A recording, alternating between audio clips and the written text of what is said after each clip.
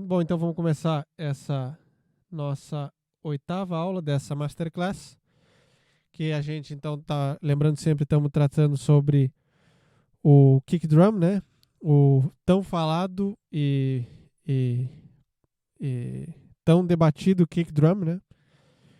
Que a gente está vendo então já a, toda a composição dele, vimos a parte teórica, depois vimos como ele é uma waveform, como ele era uma parte crua, vamos dizer assim.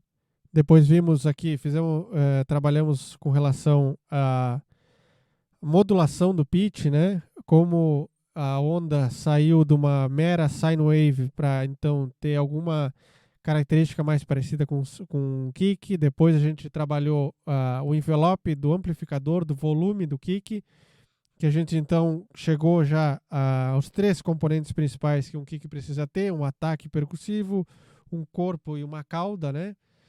Depois a gente trabalhou então e viu como é importante essas frequências graves adicionadas pelos cliques do Kick 2, no qual ele fornece. Também mostrei essa característica principal uma característica principal não, mas uma característica muito importante da estética do som da Xenon, né, que é um hatch aqui com volume um pouco mais baixo, em, com o reverb, com o size curto do reverb, né, dá uma característica bem Xenon assim. E também eu queria lembrar, que eu não falei nas outras aulas e peço desculpa por isso, mas sempre que vocês forem trabalhando, fazendo todo esse processo que a gente está fazendo aqui, é sempre importante ir gravando e salvando todo esse processo, né? Tu pode salvar dentro do próprio Kick2, a partir daqui, save as, o preset, né? Ou pode salvar aqui mesmo, para quem usa Ableton, salvar aqui no disquetezinho aqui, né? Então, a partir de agora, então, a gente vai trabalhar mais com relação às frequências do kick, né? Ou seja, como aumentar certas frequências, como tirar outras. Não é mais uma questão agora de envelope, e sim de trabalho de equalização um pouco. Mas lembrando sempre, e para quem leu o artigo que eu deixei na terceira aula ali sobre o kick, tem aquela frase bem clássica, né? Que um kick muito bem, com um shape muito bem desenvolvido, com um trabalho de envelope muito bem processado, assim, vamos dizer, e feito, a equalização ela fica de uma forma secundária. Porque aqui, basicamente, o que a gente fez, então, é tirar já frequências que eram indesejadas e liberar para frequências que soam da forma que a gente quer, né? Então, um kick bem elaborado, ele precisa ter antes um envelope muito bem feito, uma modulação no pitch muito bem feita, porque nenhuma equalização vai salvar ele depois disso. Então, a dica que eu dou aqui é focar sempre nesses dois parâmetros aqui, né, no pitch e no amplificador, e ver a forma que vocês querem deixar mais redonda, assim, vamos dizer, né, da música, porque é aí que vai atingir um kick, vamos dizer assim, um kick com maior qualidade, né? Como vocês podem ver aqui, já abrindo então a aba de equalização do Kick 2, eu tenho muito pouca equalização aqui, é uma coisa que eu faço muito pouca, até porque eu tenho uma sala que não é totalmente tratada assim, embora eu use o SonarWorks ali que eu mostrei nas aulas anteriores. E como o meu kick já está soando bem dessa forma, sem essa equalização antes, como a gente pode ver, vamos dar o play aqui para a gente perceber. A equalização, então, vai servir para aprimorar algumas coisas que eu não tinha feito antes.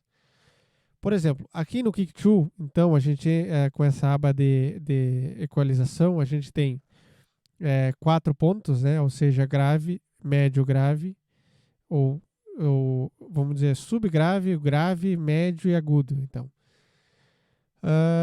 aqui, vocês podem ver que já está em determinadas frequências. O porquê disso? É simples e bem fácil da gente ver aqui. Isso aqui é uma tabela de frequências que a gente encontra no Google. É só dar um Google tabela de frequências notas que a gente vai perceber. O que a gente tem aqui, onde eu vou marcar exatamente? A gente tem todas as frequências de Ré sustenido. Por que o Ré sustenido? Porque é a nota que a gente está utilizando para criar esse kick, né? Então, aqui, se vocês repararem, o meu sub está em 38 Hz. Sim, eu não mexi em absolutamente nada dele. Mas se eu quiser, ele está conforme a minha oitava 1 aqui, né?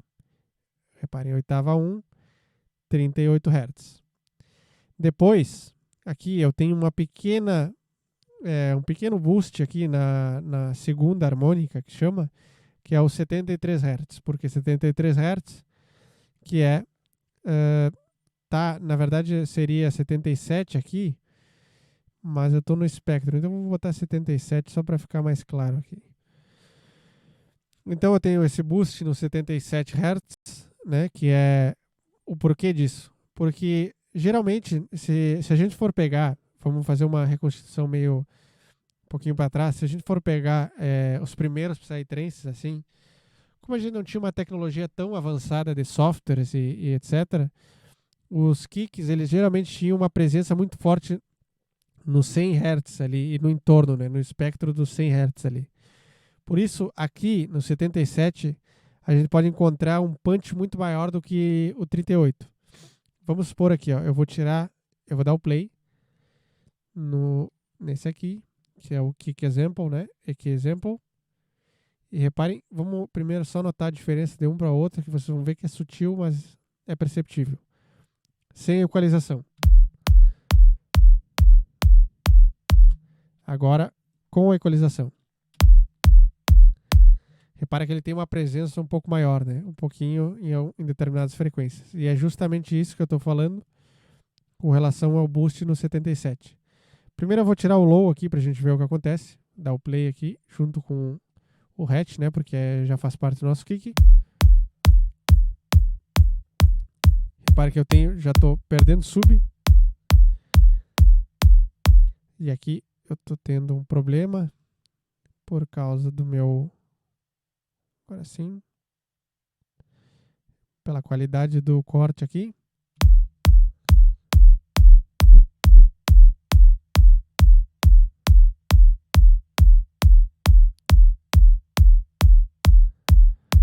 Se a gente quiser tirar aqui para não pecar pelo excesso, até não seria mal a gente tirar esse resto aqui, porque a gente já não escuta. Um sistema de som é muito difícil emitir algum som de, sei lá, de 40 Hz para baixo, assim. Então, já vamos cortar aqui para deixar ele mais definido assim. Depois aqui, no 70, reparem que se eu subir ele, a presença que ele vai dar no kick. Ó, vamos tentar colocar na frequência 155, vamos ver o que acontece.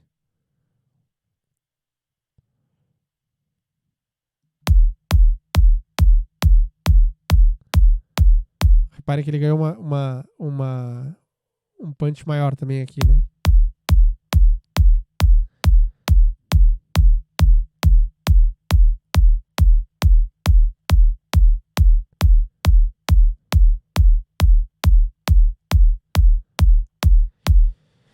Então, por uma questão de escolha, talvez a gente possa deixar ele no 155, que aqui a gente tem um punch maior no médio grave.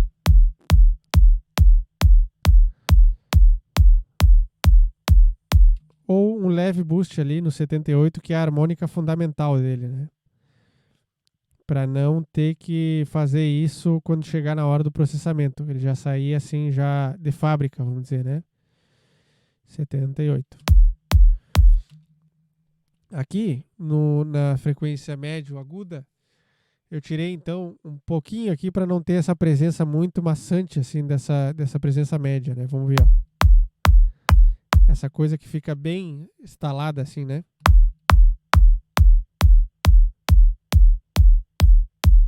Que é por uma questão também de estética, né? Ele fica mais soft assim também, ó.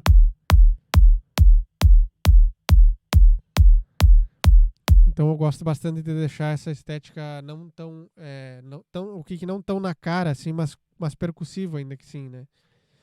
E por fim, eu dei um pequeno boost aqui na última frequência, que é 4.978, que é as frequências mais agudas, né? Que é para dar aquela presença que eu falei no ataque e nos elementos percussivos da minha música, né? Então, aqui eu tirei, né, para tirar um pouco essa questão da estética do médio, o médio agudo dele, mas dei presença nos meus highs.